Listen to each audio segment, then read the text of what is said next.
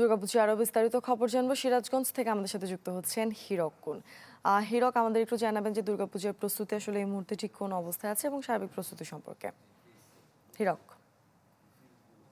আসলে আর কদিন পরে কিন্তু শারদীয় দুর্গা উৎসব শুরু হবে এবং সিরাজগঞ্জে কিন্তু দুর্গাপুজোর যেটি প্রস্তুতি সেটি কিন্তু চলছে। এখন কিন্তু যে পালপাড়া এবং মন্দিরে মন্দিরে যে প্রতিমা তৈরি হচ্ছে সেই প্রতিমা তৈরির কারিগররা কিন্তু এখন ব্যস্ত সময় পার করছে। এখন কিন্তু আসলে রং তুলির শেষ আঁচড়ে প্রতিমাগুলোকে ফুটিয়ে তোলা হচ্ছে। দেখতে পাচ্ছেন যে আমরা এখন ঠিক রয়েছি সিরাজগঞ্জ সদর উপজেলার, সেখানে কামারখন্দ উপজেলার ভদ্রঘাট পালপাড়া গ্রামে। এই পালপাড়া এবছর প্রায় 2 শতাধিক প্রতিমা কিন্তু এই প্রতিমা তৈরি কারিগররা তারা তৈরি করছে। যেহেতু দুর্গাপুজো সামনে এসে যাওয়ায় কিন্তু যে এই যারা প্রতিমা তৈরি কারিগর তারা কিন্তু আসলে দিন রাত তারা কিন্তু পরিশ্রম করছে এবং এখন কিন্তু রং তুলির যেটি আঁচড় সেটি দেওয়া হচ্ছে।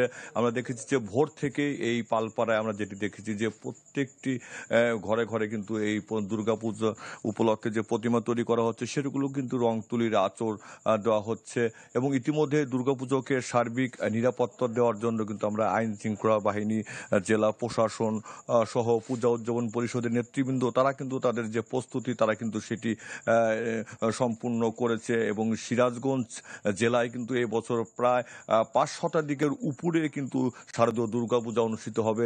ইতিমধ্যেই মণ্ডপে মণ্ডপে কিন্তু সাজসজ্জার যেটি কাজ সেটি কিন্তু চলছে এবং পুরো শহরকে এবার আলোকসজ্জা করা হবে। সেই আলোকসজ্জার কাজও কিন্তু করা হচ্ছে, কারণ শুভ মহালয়ার পর থেকেই কিন্তু আসলে শারদীয় দুর্গাপূজার যেটি আনুষ্ঠানিকতা সেটি কিন্তু আসলে শুরু হয়।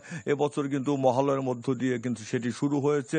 তবে এখন আপনারা যেটি দেখছেন যে সেই রং তুলির শেষ আঁচড়ে কিন্তু দেবীর রূপটি ফুটিয়ে তোলা হচ্ছে এবং সব কিছু মিলে কিন্তু একটি উৎসব মুখর পরিবেশে কিন্তু এবছর শারদীয় দুর্গাপূজা অনুষ্ঠিত হবে, এমন কথাই কিন্তু পূজা উদযাপন পরিষদের পক্ষ থেকে বলা হচ্ছে।